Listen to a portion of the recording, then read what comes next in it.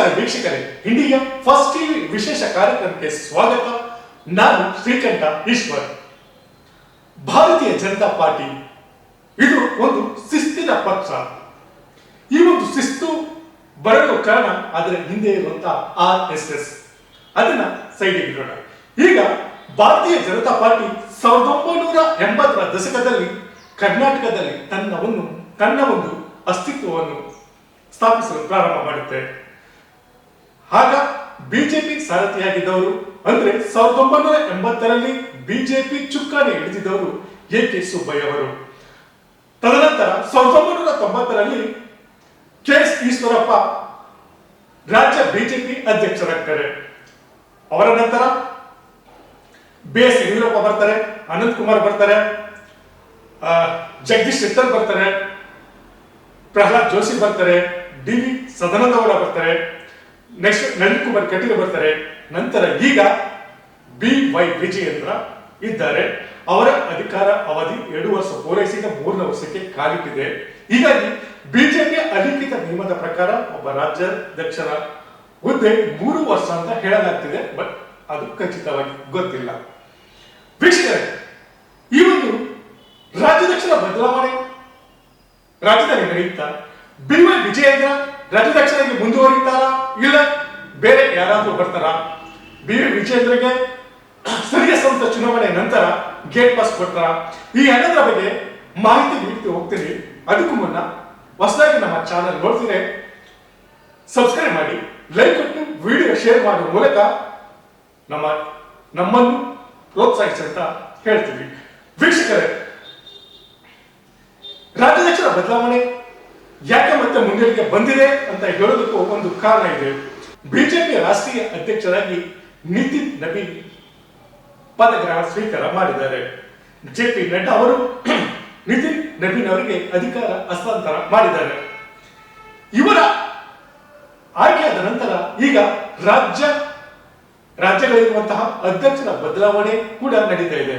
Already ಈಗ ಬಹುತೇಕ ರಾಜ್ಯಗಳಲ್ಲಿ ಅಧ್ಯಕ್ಷರ ಬದಲಾವಣೆ ಮಾಡಲಾಗಿದೆ. ಆದ್ರೆ ಕರ್ನಾಟಕ ಹಿಂದೂದಲ್ಲಿ ಇನ್ನೂ ರಾಜ್ಯಾಧ್ಯಕ್ಷರ ಬದಲಾವಣೆ ಆಯ್ಕೆ ಆಗಿಲ್ಲ. ಹಾಗೆ ಆಗುತ್ತೆ. ಬಟ್ ಅದು BY ವಿಜಯೇಂದ್ರ ಮುಂದುವರಿತಾರ ಇಲ್ಲ ಹೊಸ ಮುಖಗಳು ಬರ್ತಾರ ಕಾದು ನೋಡ್ಬೇಕು.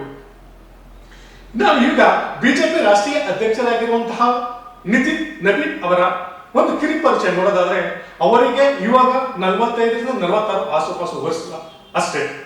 ಬಿಹಾರ ರಾಜ್ಯದ ಪಾಟ್ನಾ ಮೂಲದವರು, ಬಂಕಿಪುರ ಕ್ಷೇತ್ರದ ಶಾಸಕರು. ಇವರ ಒಂದು ಅಧಿಕಾರ ಸ್ವೀಕಾರ ನಂತರ ಈಗ ರಾಜ್ಯದಲ್ಲಿ ಕೂಡ ಅಭಿಪ್ರಾಯ ಕಲೆಕ್ಟ್ ಮಾಡ್ತಿದ್ದಾರೆ. ಅಂದ್ರೆ ಇಲ್ಲಿ ರಾಜ್ಯದಲ್ಲಿ ರಾಜ್ಯಾಧ್ಯಕ್ಷರ ಬದಲಾವಣೆ ಮಾಡಬೇಕಾ ಇಲ್ಲ ಅವ್ರನ್ನೇ ಕಂಟಿನ್ಯೂ ಮಾಡಬೇಕಾ ಅಂತ ಮಾಹಿತಿ ಕಲೆ ಹಾಕುವ ನಿಟ್ಟಿನಲ್ಲಿ ಕೆಲವರನ್ನು ಕರೆಸಿ ಹೈಕಮಾಂಡ್ ನಾಯಕರು ಮಾಹಿತಿ ಕಲೆ ಹಾಕ್ತಿದ್ದಾರೆ. ಅವರ ಅಭಿಪ್ರಾಯ ಸಂಗ್ರಹ ಮಾಡ್ತಿದ್ದಾರೆ. ಒಂದು ಗುಮಾನಿ ನಡೆದಿದೆ.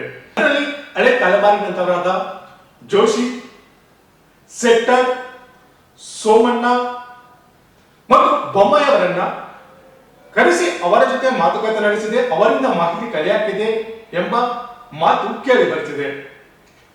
ಈ ಅಭಿಪ್ರಾಯ ಮಂಡಿಸಿರುವ ಬಹುತೇಕ ಮಂದಿ BY ವಿಜಯೇಂದ್ರ ನೆಗೆಟಿವ್ ಅಂದ್ರೆ BY ವಿಜಯೇಂದ್ರ ವಿರುದ್ಧ ಹೇಳಿಕೆ ನೀಡಿದ್ದಾರೆ ಅಂತ ಹೇಳಲಾಗ್ತಿದೆ. ಅದರಲ್ಲಿ ಬಹುತೇಕವಾಗಿ ಇವರು ಮುಂದಿಟ್ಟಿರುವ ಒಂದು ಮೊದಲನೇದು ಕಾರಣ ಏನಂತಂದ್ರೆ BY ವಿಜಯೇಂದ್ರ ಈಗಿನ ತಲೆಮಾರಿನವರು. ಇವರು ಈ ಹಿಂದಿನ ತಲೆಮಾರಿನವರ ಜೊತೆ ಹೊಂದಾಣಿಕೆ ಮಾಡಿಕೊಳ್ಳಲು ಆಗ್ತಾ ಇಲ್ಲ. ಇವರಿಗೆ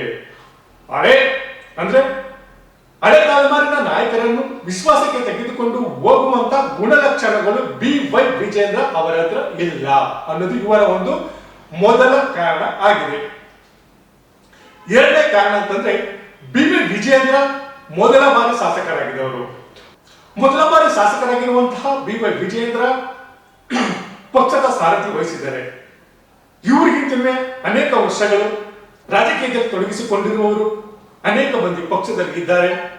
ಪಕ್ಷಕ್ಕಾಗಿ ಹೋರಾಟ ಮಾಡಿದವರು ಇದ್ದಾರೆ.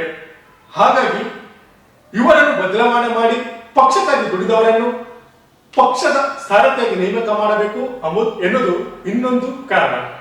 ಇದರ ಜೊತೆಗೆ ಶಿಕಾರಿಪುರದಲ್ಲಿ BY ವಿಜಯೇಂದ್ರ ಏನ್ ನಿಂತಿದ್ರೋ ಆ ಅಂತರ ಕಡಿಮೆ ಇದೆ. ಅಂದ್ರೆ ಈ ಹಿಂದೆ ನಿಂತಿರುವಂತಹ ಶಿಕಾರಿಪುರದಲ್ಲಿ ಗೆದ್ದವರು ಬಹಳ ಮತಗಳ ಅಂತರ ಅಂತರದಿಂದ ಗೆದ್ದಿದ್ದಾರೆ.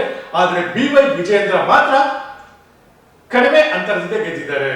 ಈ 3 ಕಾರಣವನ್ನು ಮೇನ್ ಆಗಿ ಇಟ್ಕೊಂಡು BY ವಿಜಯೇಂದ್ರ ಈಗ 3 ವರ್ಷ ಅವಧಿ ಸೇವೆ ಸಲ್ಲಿಸಿರೋದು ಸಾಕು, ಅವರನ್ನು ಬದಲಾಯಿಸಿ ಮತ್ತೊಬ್ಬರಿಗೆ ರಾಜ್ಯಾಧ್ಯಕ್ಷರ ಹುದ್ದೆ ನೀಡಬೇಕು, ಅವರಿಗೆ ರಾಜ್ಯಾಧ್ಯಕ್ಷರ ಪಟ್ಟ ಕೊಡಬೇಕು ಎಂಬುದು ಈ ಒಂದು ಕೆಲವೊಂದು ಅಂದ್ರೆ ಯಡಿಯೂರಪ್ಪನ ವಿರೋಧಿ ಪಡ ಏನಿದೆ ಅವರ ಒಂದು ಅಭಿಪ್ರಾಯ ಮಂಡಿಸಿದ್ದಾರೆ.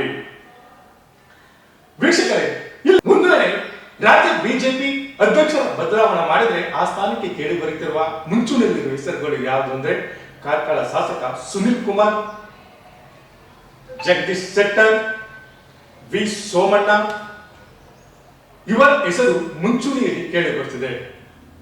ಆದರೆ ಬಿಜೆಪಿ ಹೈಕಮಾಂಡ್ ತಕ್ಷಣವೇ ಅಧ್ಯಕ್ಷರ ಬದಲಾವಣೆ ಮಾಡುವ ಗೋಜಿಗೆ ಹೋಗ್ತಿಲ್ಲ ಅನ್ನೋ ಒಂದು ಅಭಿಪ್ರಾಯ ಕೂಡ ಮಾತು ಕೂಡ ಕೇಳಿ ಬರ್ತಿದೆ. ಯಾಕಂದ್ರೆ ಸ್ಥಳೀಯ ಸಂಸ್ಥೆ ಚುನಾವಣೆ ಬರ್ತಾ ಇದೆ. ಈಗ ಏಕಾಏಕಿ ನಾವು ಬದಲಾವಣೆ ಮಾಡಿದ್ರೆ ಹೊಸದಾಗಿ ಬಂದಿರುವಂತಹ ಅಧ್ಯಕ್ಷರುಗಳು ಪಕ್ಷದ ಕಾರ್ಯಕರ್ತರ ವಿಶ್ವಾಸಕ್ಕೆ ತೆಗೆದುಕೊಳ್ಳಲು ಬಹಳ ಕಷ್ಟ ಆಗ್ತಿದೆ. ಹೀಗಾಗಿ ಸ್ಥಳೀಯ ಸಂಸ್ಥೆ ಚುನಾವಣೆ ಬಳಿಕ ತಾಲೂಕ್ ಪಂಚಾಯತಿ ಆಗ್ಬೋದು, ಜಿಲ್ಲಾ ಪಂಚಾಯತಿ ಆಗ್ಬೋದು, ಮತ್ತೆ ಗ್ರಾಮ ಪಂಚಾಯತಿ ಎಲೆಕ್ಷನ್ ಮುಗಿದ ಬಳಿಕ ರಾಜ್ಯಾಧ್ಯಕ್ಷರನ್ನ ಬದಲಾವಣೆ ಮಾಡೇ ಮಾಡ್ತೀವಿ ಅನ್ನೋ ಒಂದು ಸುಳಿವು ಕೂಡ ಕೊಟ್ಟಿದ್ದಾರಂತೆ. ಆದ್ರೆ BY ವಿಜಯೇಂದ್ರ ಬದಲಾಯಿಸ್ತಾರ ಇಲ್ಲ ಅನ್ನೋದು ಕೂಡ ಆ ಒಂದು ಸ್ಥಳೀಯ ಸಂಸ್ಥೆ ಚುನಾವಣೆ ಬಳಿಕ ಗೊತ್ತಾಗುತ್ತೆ ಎಂಬ ಮಾಹಿತಿ ಎಲ್ಲ ಮೂಲಗಳಿಂದ ತಿಳಿದು ಬಂದಿದೆ. ಇದ್ರ ಬಗ್ಗೆ ನಿಮ್ಗೇನು ಅನಿಸ್ತಂತ ಕಮೆಂಟ್ ಬಾಕ್ಸ್ ಅಲ್ಲಿ ನಿಮ್ಮ ಅಭಿಪ್ರಾಯವನ್ನು ತಿಳಿಸಿ. ಎನಿವೆ, ಮತ್ತೊಂದು ಇಂಟ್ರೆಸ್ಟಿಂಗ್ ಸುದ್ದಿ ಜೊತೆ ನಿಮ್ಮ ಮುಂದೆ ಬರ್ತೇನೆ. ಅಲ್ಲಿಯವರೆಗೆ ನ್ಯೂಸ್ ಅಪ್ಡೇಟ್ಗಾಗಿ ನೋಡ್ತಾ ಇರಿ ಇಂಡಿಯಾ ಫಸ್ಟ್, ನಿರ್ಭೀತಿಯಿಂದ ನಿಮಗಾಗಿ. ಇಂತಹ ನೈಜ, ಇಂಟ್ರೆಸ್ಟಿಂಗ್ ಹಾಗೂ ಕ್ಯೂರಿಯಾಸಿಟಿ ಸುದ್ದಿಗಳು ನಿಮಗೆ ಸಿಗಬೇಕು ಅಂದ್ರೆ ಇಂಡಿಯಾ ಫಸ್ಟ್ ಟಿವಿ ಸಬ್ಸ್ಕ್ರೈಬ್ ಮಾಡಿ. ಒಂದು ಲೈಕ್ ಕೊಟ್ಟು ವಿಡಿಯೋ ಶೇರ್ ಮಾಡುವ ಮೂಲಕ ನಮ್ಮನ್ನು ಮತ್ತಷ್ಟು ಪ್ರೋತ್ಸಾಹಿಸಿ. ಇಂಡಿಯಾ ಫಸ್ಟ್, ನಿರ್ಭೀತಿಯಿಂದ ನಿಮಗಾಗಿ.